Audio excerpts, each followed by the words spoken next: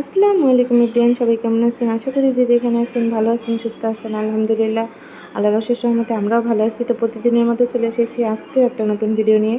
আমরা চলে যাইতেছি হসপিটালে, কারণ আমাদের নতুন মেহমানের আগমন হবে আজকে। তো এই যে আমি, ইসরাত এবং আম্মু চলে যাইতেছি তিনজনে, আর অন্য ওইখানে মামা আছে। তো এই যে আমরা চলে এসেছি হসপিটালে। তো আমরা কিন্তু অপারেশন থিয়েটারের সামনে দাঁড়িয়ে আছি, আমি, মামা এবং আন্টি এবং আম্মু। আমরা চারজন দাঁড়িয়ে আছি মামির বেবির জন্য। তো মামিকে কিন্তু সিজার করানো হইতেছে, কারণ আমার মামির ডেট ছিল 20 তারিখে, কিন্তু আগেই ডেলিভারি করানো হইতেছে, কারণ মামির একটু প্রবলেম হয়ে গেছে এই কারণে। না হলে একটু দেরিতেই করাইতাম, কিন্তু যেহেতু বেবি আর মামির একটু রিস্ক আছে এই কারণে আগেভাগেই ডক্টর বললো, উনি যার আন্ডারে ছিল, তো উনি বললো যে না, অবস্থা খুব খারাপ, তার সাথে সাথেই ওটি করতে হবে। তো কী আর করার। তো এখন ওটি রুমে নিয়ে যাওয়া হয়েছে মামিকে। মামির সাথে আমরা দেখা করতে পারলাম না, খারাপ লাগতেছে।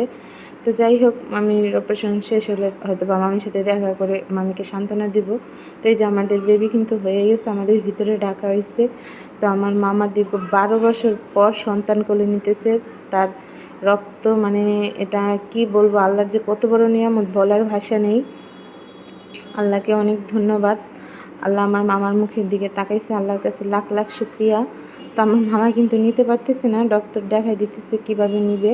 তো এখন ডক্টর বলে দিছে যে বাচ্চাকে আজান দিয়ে তারপরে বেবিটাকে 1 ঘন্টার জন্য অক্সিজেন দেওয়ার জন্য, যেহেতু বেবির ওয়েটটা একটু কম হয়েছে, একটু কিছুদিন আগে হয়ে গেছে যেহেতু, তো বেবিকে একটু অক্সিজেন দেওয়ার দরকার। তো এই যে আমাদের মাশাআল্লাহ বলবেন সবাই, আমাদের ছোট্ট বেবি। কি হয়েছে সেটা এখন বলবো না, পরে বলবো, আপনারা দেখে বলবেন ছেলে না মেয়ে। তা আমার মামা কিন্তু দীর্ঘ 12 বছর পর বাবা হয়েছে। তো এটা যে তার কাছে কত বড় আনন্দময় সেটা বলার ভাষা নেই। আমরাও অনেক খুশি হয়েছি।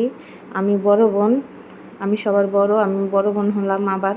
তো এই যে আমার আম্মুর কোলে দেওয়া হয়েছে। আমার আম্মু কিন্তু কান্নাকাটি শুরু করে দিচ্ছে বাচ্চা কোলে নিয়ে, কারণ তার মা বাবা কেউ নাই। তো তার দাদি যদি থাকতো আজকে অনেক খুশি হতো, কারণ যেহেতু আমার মামা সবার বড়, তার কোনো সন্তান ছিল না।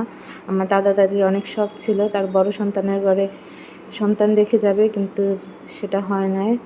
আমার নানা নানি দুজনই আল্লাহ নিয়ে গেছে।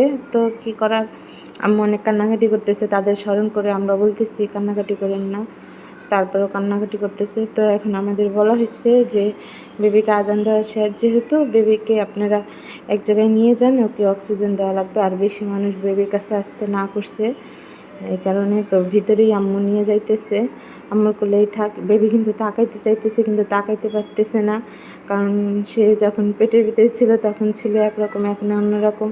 সে আলো দেখে তাকাইতে পারতেছে না। তো এখন দেখছি যে সে তাকাইছে, আমি সে তাড়াতাড়ি ভিডিও করতেছি, দেখেন কিভাবে তাকায় সে। আমরা আবার দেখলাম তার হাত পা মাশাআল্লাহ লম্বা লম্বা হয়েছে। বাবু ছোট হয়েছে, কিন্তু হাত পা আল্লাহ দিলে অনেক লম্বা লম্বা হয়েছে। তো সে তাকাইতেছে, সব দেখতেছে, আর আম্মু বলতেছে মিছে দুনিয়া আইছো তুমি, আরও আগে আসো নাই কেন? তো সে কিন্তু অনেক চালাক চালাক লাগতেছে দেখতে, অনেক কিউট মাশাআল্লাহ। আম্মু আবার দেখতেছে কোনো শব্দ হয় কি না বুকের ভিতরে, এই কারণে আম্মু সব কিছু চেক করে দেখতেছে। তো ওকে অক্সিজেন দিবে এই কারণে এখানে বসে আছে আম্মু। যদি এখানে না দেয় তাহলে আমাদের বেডে নিয়ে দেওয়া হবে। তো যে আমরা বেডে চলে এসেছি, বেডে এখন ইসরাত এখানে বসে বসে বলতেছে বাবু বাবু, তার অনেক হিংসা হইতেছে। তার নানি বাবু কোলে নিছে, তো এখন তার কোলে দিতেছে, কিন্তু সে কোলে নিতে চাইতেছে না, সে ভয় পাইতেছে, কিন্তু তার অনেক হিংসা। সে আমাকেও কোলে নিতে দিবে না, মাকেও কোলে নিতে দিবে না। এমনি বাবু দেখতেছে, বলতেছি চুমা দাও না, সে চুমাও দিবে না। সে রাগ করতেছে আরও, তার নানির কোলে কেন উঠছে বেবি এই কারণে। তো এখন বাবুকে অক্সিজেন দেওয়ার জন্য আমি একটু নার্সের কাছে যাব, যে নার্সকে ডেকে আনবো, যে বাবু হয়েছে এখন আধা ঘন্টার মতো হয়ে গেছে, এখনও অক্সিজেন দেয় নাই। তো আমি কিন্তু নিয়ে আসছি ওনাকে, নার্সকে। নার্স এসে যে অক্সিজেন দিয়ে গেছে, কিন্তু বাবুকে অক্সিজেন দিতেছি, বাবু খাওয়ার জন্য কেমন করতেছে দেখেন। সে খেতে চাইতেছে, তার অনেক ক্ষুধা লাগছে এই কারণে সে খাওয়ার অনেক চেষ্টা করতেছে, কিন্তু সে খাইতে পারতেছে না। তার মনে হয় অনেক ক্ষুধা লাগছে, যেহেতু 1 ঘন্টার উপরে হয়ে গেছে বেবি হয়েছে, কিন্তু মামিকে এখনও বাহিরে বের করা হয় না ওটি রুম থেকে, এই কারণে মামির কাছে যাইতে পারতেছি না। তো এখানে আন্টি ধরে রাখছে আর আম্মুর কোলে দিতেছে অক্সিজেন। তো সে ঘুমায় গেছে অক্সিজেন দিতে দিতে। তো ওদিকে দেখি মামিকে বের করছে কিনা দেখবো, মামির সাথে দেখা করে তারপরে আমরা বাসায় যাব। ওদিকে ইসরাতের আব্বু শুনছি, ইসরাতের আব্বু শুনে এখন ইসরাতের আব্বু আসতেছে। তার কিন্তু প্রচুর খিদে লাগছে, দেখেন খাতা মুখে দিয়ে দিতেছে, তার এত পরিমাণে ক্ষুধা লাগছে। কারণ আমার যখন বেবি হয়েছিল তো সাথে সাথেই আমাকে বের করা হয়েছে, সেলাই করার সাথে সাথেই। তো 1 ঘন্টা পরই কিন্তু ইসরাতকে নিয়ে যাওয়া হয়েছিল আমার কাছে। কিন্তু মামির বেবি হয়েছে 1.5 ঘন্টার মতো হয়ে গেছে, এখনও মামির কাছে নিতে পারিনি, এখন ইসরাত ঘুমিয়ে গেছে। তো ইসরাতের বাবা অফিস থেকে আসবে ছুটি হলে আসলে আমাদের নিয়ে যাবে, আমরা তারপর বাসায় যাব।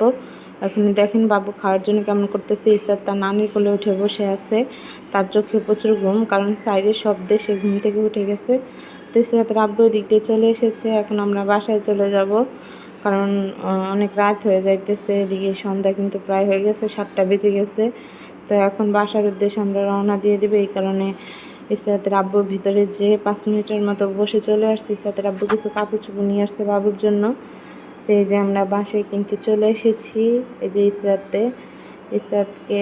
ইসরাতের বাবা রেডি করে দিতেছে ঘুমানোর জন্য, রাত হয়ে গেছে অনেক, এই কারণে তো আমরা এখন ঘুমাবো। তো সবাই ভিডিওটা কেমন হলো জানাবেন, যদি কোনো ভুল ত্রুটি হয়ে থাকে ক্ষমা দৃষ্টিতে দেখবেন। যে যেখানে থাকবেন ভালো থাকবেন। আসসালামু আলাইকুম।